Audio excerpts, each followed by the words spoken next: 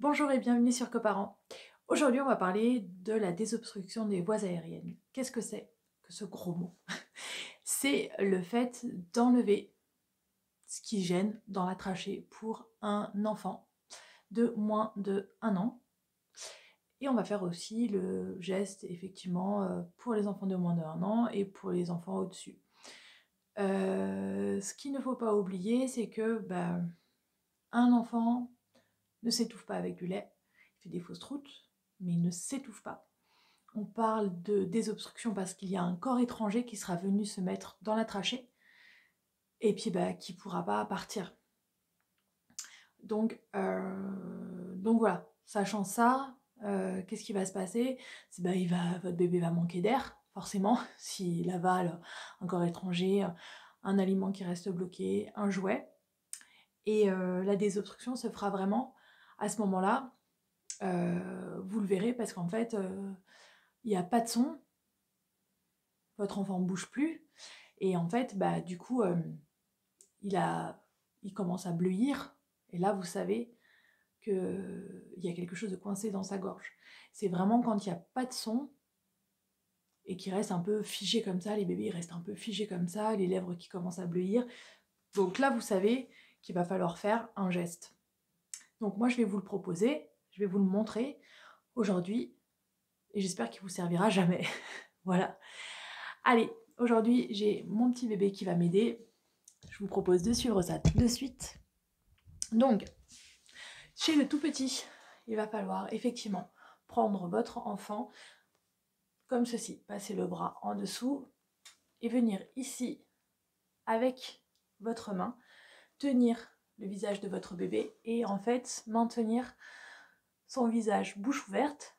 Vous vous doutez bien que si jamais il y a une obstruction des voies aériennes, il va falloir faire sortir donc ce qui gêne, et donc il faut vraiment maintenir bouche ouverte.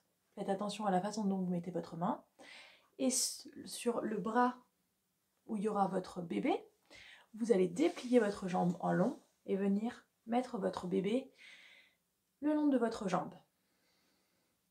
Vous allez venir taper avec le talon de votre main ici entre les deux omoplates 5 fois.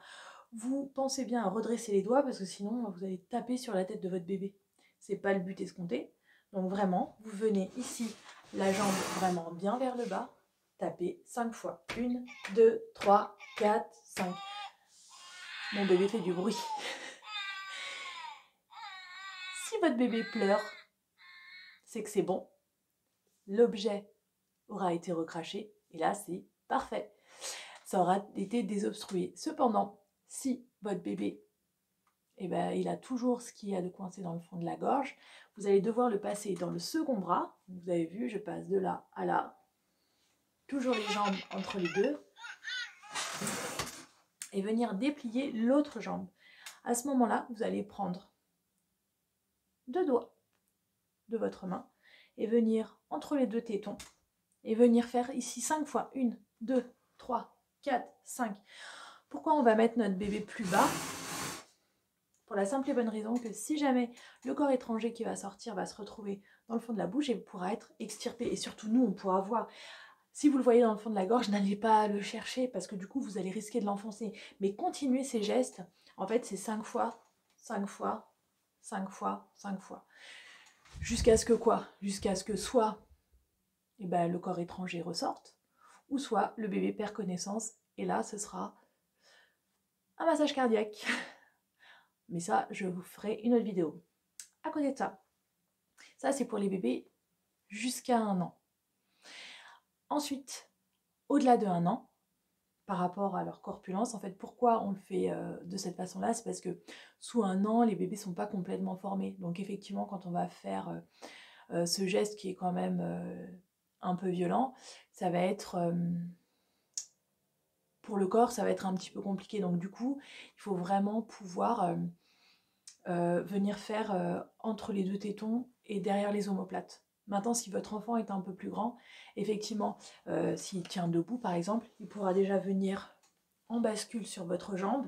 Et là, vraiment la tête en avant, et là vous pourrez faire les 5 tapes dans le dos, entre les deux omoplates toujours, pour avoir cet effet un peu piston et pouvoir extirper l'objet qui va nous déranger.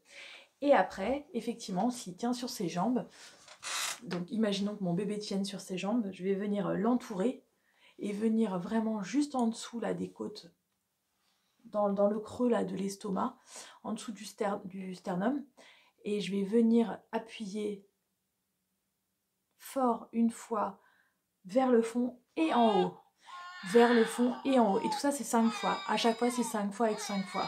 Bon, mon bébé pleure, il n'est pas content.